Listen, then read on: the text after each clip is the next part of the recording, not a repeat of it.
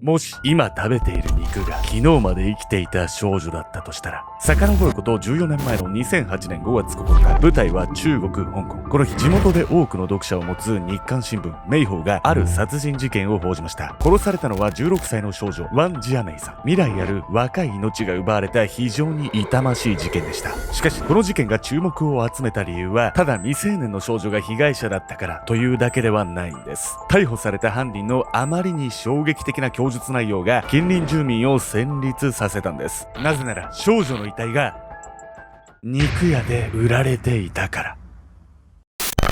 香港で発生した少女のバラバラ殺人事件。理不尽に殺害されてしまった少女の遺体はいかにして肉屋に並んでしまったのか。香港を震撼させた残酷な犯行の裏にはネット社会が生んだ闇があったのです。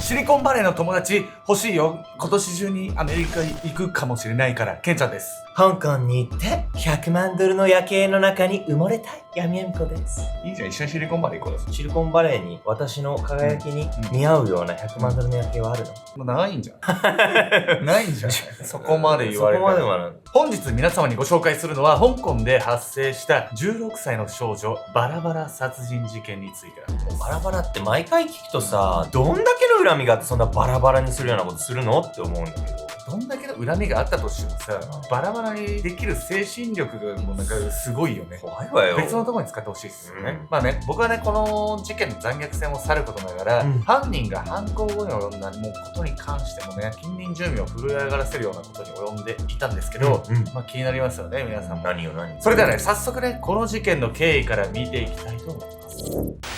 行方不明の少女。遡ること14年前の2008年4月29日、中国、香港。この日、警察にある人物の捜索願いが提出されました。その人物とは16歳の少女、ワン・ジアメイさん。ワンさんはこの日の2日前から行方がわからなくなり、心配した母親と姉によって届けが出されたんです。しかし、警察にとってこの年代の若者の捜索願いは珍しいものではありませんでした。中国では思春期ゆえの反抗心から家出をする学生が多いからなんです。そんな中、警察が捜査を進めるにつれ、ワンさんの失踪は一般的な家出とは事情が異なることが分かってきます。なぜならワンさんは交際をしていたから。交際？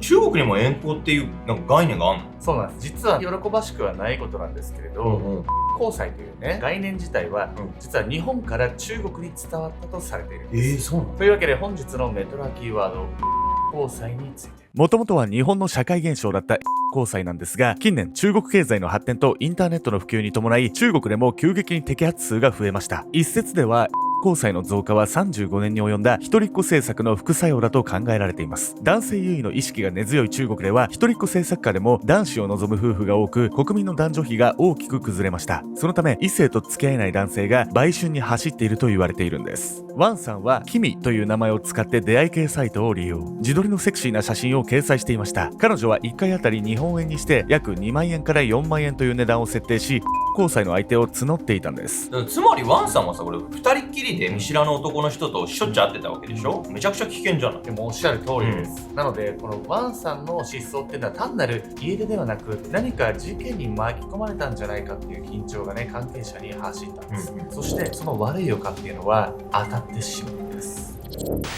不可解な犯行動機。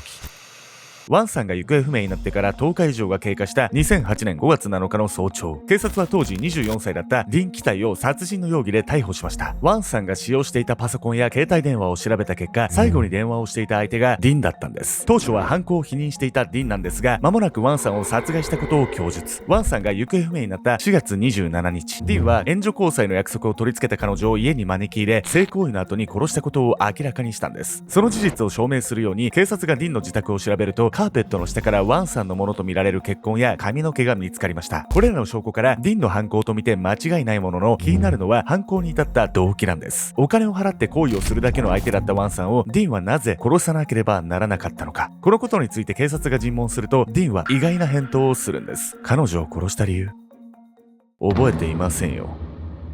は？覚えてないってどういうこと？実はワンさんと出会う前のディンの行動に理由があるんです。ディーンはワンさんに会う前夜、一晩中ナイトクラブで遊んでいました。そこでディーンは酒を飲んだ上にドラッグを服用、異常なほどの興奮状態に陥っていたんです。朝になり自宅に帰ってもディーンの神経は高ぶり、眠ることはできませんでした。そこでディーンは湧き上がる欲望を発散しようと出会い系サイトを開いたんです。実はディーンは2週間ほど前にこのサイトでワンさんの写真を発見し、その可愛らしさゆえ彼女に目をつけていました。ディーンはサイトを介して交換したワンさんの携帯電話に電話をかけます。はい。この後、1500元でどう？ちょうどディンの自宅近くで別の客と会っていたワンさんはすぐにディンからの呼び出しに応じました。1500元は日本円にして約3万円。ワンさんはその報酬に釣られたかもしれません。午後1時頃、地下鉄の新水穂駅で待ち合わせた2人は食事をした後、ディンの自宅へ向かいます。ディンに案内されるまま部屋に入るワンさん。こいつを吸いながらだとまた最高に気持ちいいんだぜ。おもむろにディンが差し出したのは彼が服用していたドラッグでした。ドラッグを吸いながら2人は性行為に及びます。そして激しい興奮状態の中、ディンは意識を失ってしまうんです。それから数時間後、空白の時を経て目を覚ましたディンの隣に横たわっていたのはワンさんの遺体。事件当日、ドラッグで酩酊状態となっていたディン。彼の供述がどこまで真実なのかはもはやわかりません。警察は繰り返し尋問を行ったんですが、最後までディンの口からワンさんの殺害動機が語られることはありませんでした。犯人の動機がわからないっていうのもちょっとやるせないんだけどさ、やっぱ得体の知れない男を相手にさ、どしゃもいかない少女が1対1で会いたりするなんてさ、やっぱりめちゃくちゃ危険よ、これは。危なすぎるし、うんなんでそんな状況になったのかっていうところだと思うんですけどね、一番こう大事なのって、まあね、よくよくねワンさんの事情を知っていくと、彼女がなぜそんな行動に及んでしまったのか、その背景が見えてくるんです。少女の思い。警察からワンさんの交際について知らされた母親と姉はその事実をなかなか受け入れることができませんでした。なぜなら彼女たちが知るワンさんはまっすぐな性格の聡明な女の子だったから。通っていた中学校では常に上位の成績を取り、成績優秀者を奨励する奨学金を受けていました。その他様々な言語の朗読大会で賞を取ったり、ボランティア活動に参加したり、彼女の貧困法制な振る舞いは教師たちからの評判も良かったんです。しかし2007年の冬休みからワンさんの様子は変わっていきます。長期休暇が明けても彼女は登校しなかったんです。学校側が確認に行ったところ、ワンさんはこう答えました。私は働くことにしました。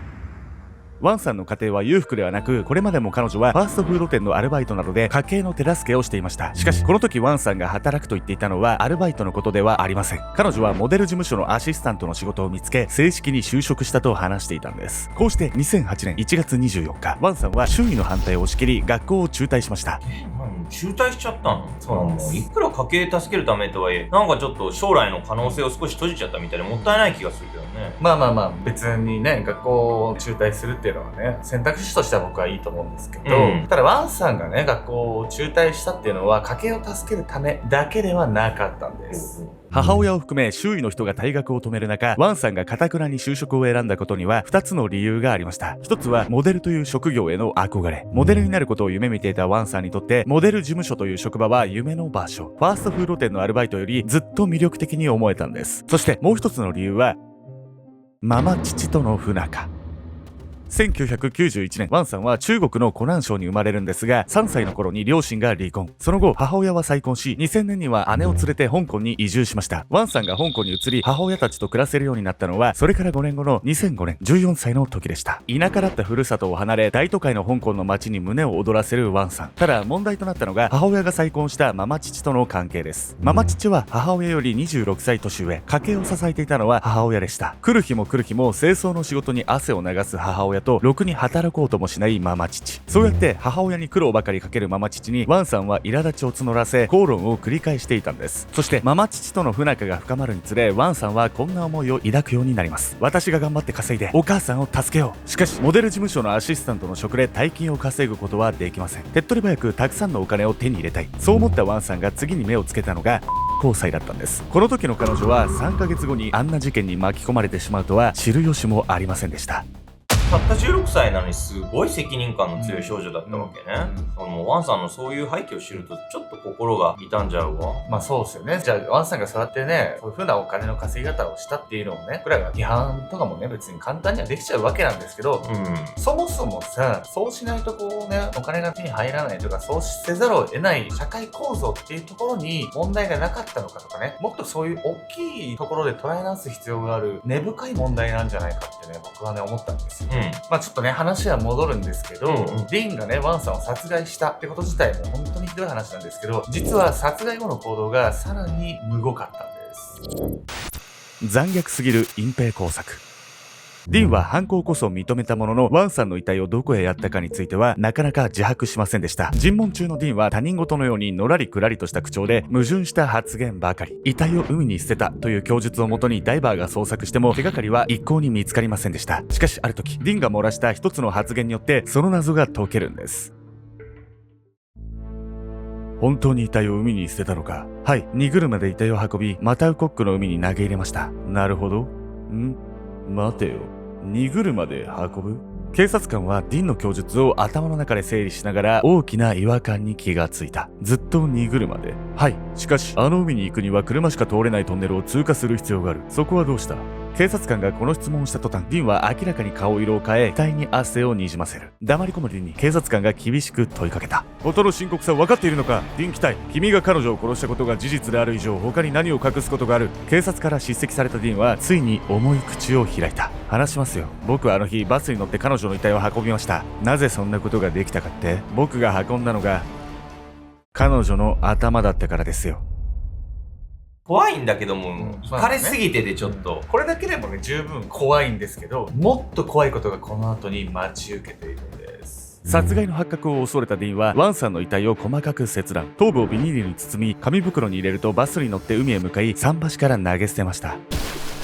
広大な海を探しても見つからなかったのは、遺棄されたのが遺体のほんの一部だったから。結局最後までワンさんの頭部は行方不明のままでした。そうなると気になるのが、遺体の頭部以外の部分はどこへ行ったのかということ。実はディンは遺体を極限まで切り刻んだ後、トイレに流していたんです。6時間もの時間をかけ、ディンは少女の遺体を下水に流しました。ただ、ディンがいくら遺体を切り刻もうと、どうしてもトイレには流せないものがあります。それは、肉を切り刻んだ後に残った骨。もはや人間だったのかどうかもわからなくなったその骨を見つめるディン。そして次の瞬間、彼はひらめいたんです。木を隠すなら森の中だ。この後、ディンが向かったのは、香港石膏日の市場。普段は野菜や肉を買い求めてる人々で賑やかな場所なんですが、夜の市場に人の姿はなく、辺りは静まり返っているんです。そんな中、ディンは人気のない肉屋の露店に近づき、豚骨の中に人骨を混入。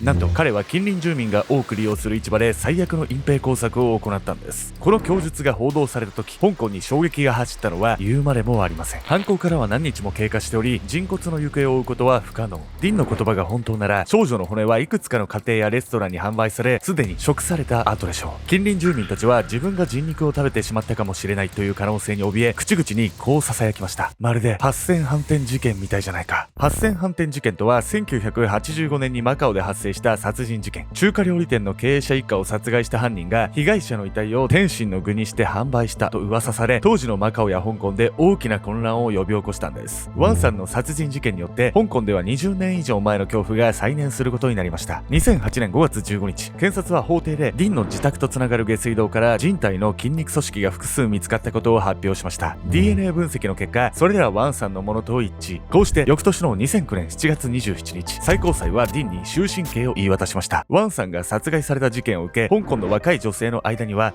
交際に伴う危険の認識が広まりました。しかし残念ながら、そんな危機意識につけ込む大人が存在することも事実。2008年7月には香港でリスクのない安全な客を紹介すると言葉巧みに交際を仲介していた2人組が逮捕されているんです。